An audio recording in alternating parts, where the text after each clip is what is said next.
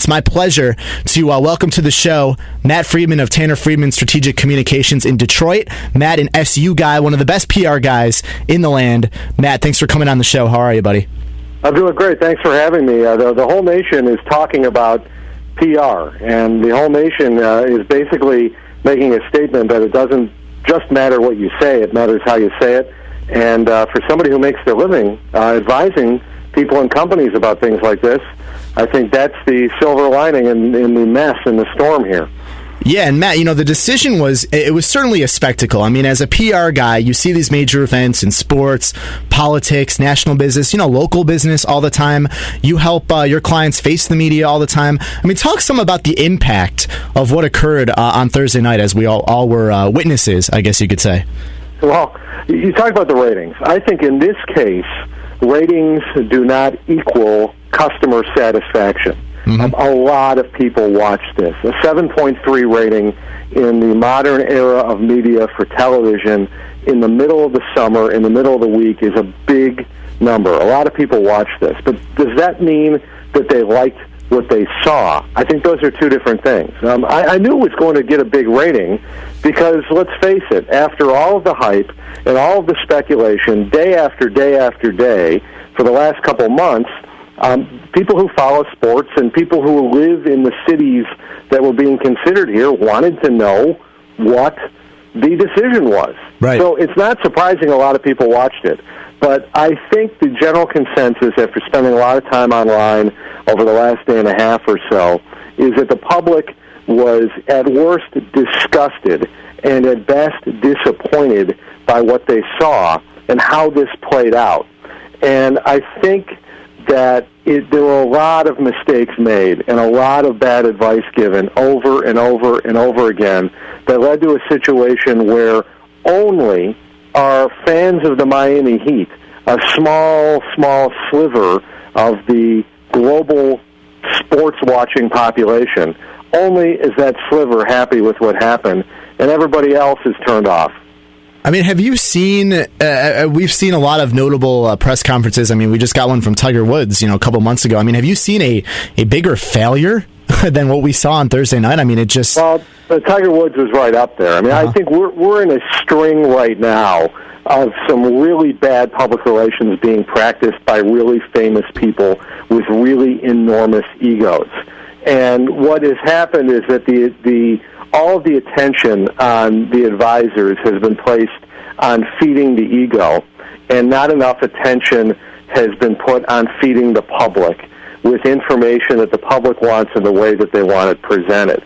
So, yeah, this was a debacle in many ways. And you talked in your introduction, too, about the Jim Gray situation and who paid who. And I think the mistake that was made here by ESPN, which is made by big media a lot, is the public is not stupid. And when big media treats the public as a stupid group of sheep who will watch and accept anything, they get into trouble and there's backlash for that. People are smart. People care about credibility. Either this was going to be an infomercial, and the public can accept that. The public has been willing to accept advertising and infomercials for a long time, or this was going to be a credible broadcast of some sort. You can't mix those two, and people are smart enough to understand when you do, and it turns them off. Yeah, absolutely. And, Matt, talking about that, let's talk about ESPN's, image here for a second. I mean, there's a lot of critics out there, and you said you were, looking online. I've been looking online. I mean, it's just some of the stories that have come out and what you're reading. I mean, it's just, critics out there are saying, ESPN, manipulated a news event, and a lot of people feel, they've compromised their journalistic integrity to bring in these ratings. I mean, what kind of hit do you see ESPN taking on its image here? I think that ESPN's image has eroded over the years. But let's face it, as long as they are the exclusive rights holder to live major sporting events on TV, they're going to continue to draw an audience. They're going to continue to be valuable, something that people want coming into their homes. And they're also going to continue to be able to sell commercials for a lot of money. If they're broadcasting a live sporting event to your home in HD TV and there's no other way you can see it, you're going to watch ESPN.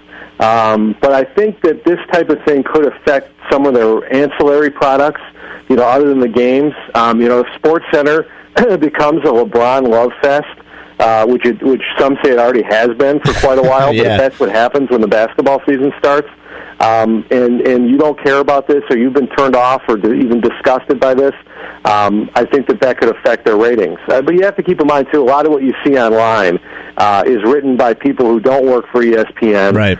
Who have some sort of resentment because they work for a competitor. And you have to discount those columnists because that's just corporate warfare. Right. Now, Matt, who do you think took a bigger hit here? I mean, we just mentioned, ESPN's image, but, who took a bigger hit? I mean, is it LeBron's image or ESPN's image? LeBron's image took a bigger hit. There's no question. Like I said, I think ESPN is very resilient because they show you the games that you want to see. And they still there's enough diversity in their programming that people are going to be attracted to it. I think LeBron's image took a big hit. I think he has a lot to prove with the public, and it's going to be very difficult for him to rebound from that, no pun intended. And I can outline for you a way that this may have gone over a lot better.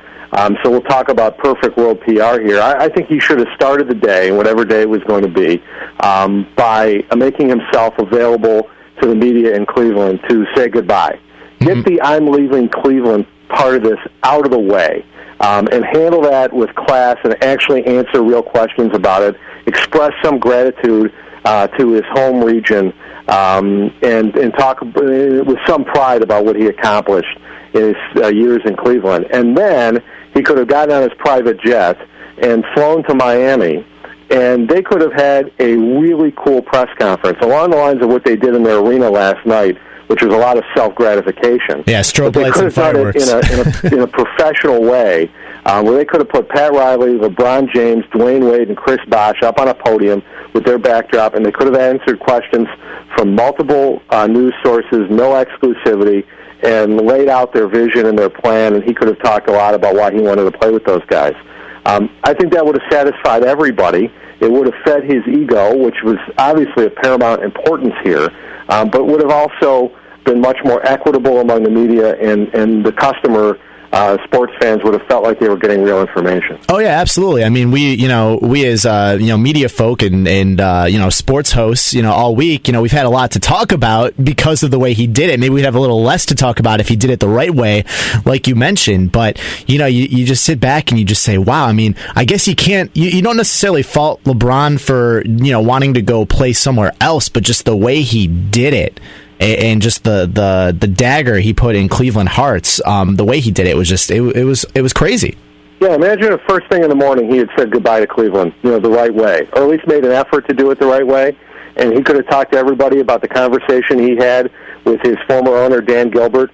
And if that conversation had actually happened, Mr. Gilbert would not have written his scathing letter and posted that on the website, which created a whole firestorm a PR firestorm of its own. Mm-hmm. This could have been calculated and done the right way. But, the people advising LeBron James and the people advising a lot of athletes do not look at this from a business communications perspective like the rest of us do. They look at it as how can they protect the ego of the superstar they're getting paid a lot of money to say yes to. Well, Matt, we're reaching the end of the hour here, so we're going to have to end the conversation. But I want to thank you for coming on because really you summed up what so many people felt while watching it, and like you said, I mean, there just could have been such a better way that this decision could have been made on Thursday night, and I appreciate you coming on the show and sharing that with us. Thank you for the time. Syracuse is my second hometown, so it's nice to even be on the phone with the 315. All right. Thanks, Matt. Take care. Thanks.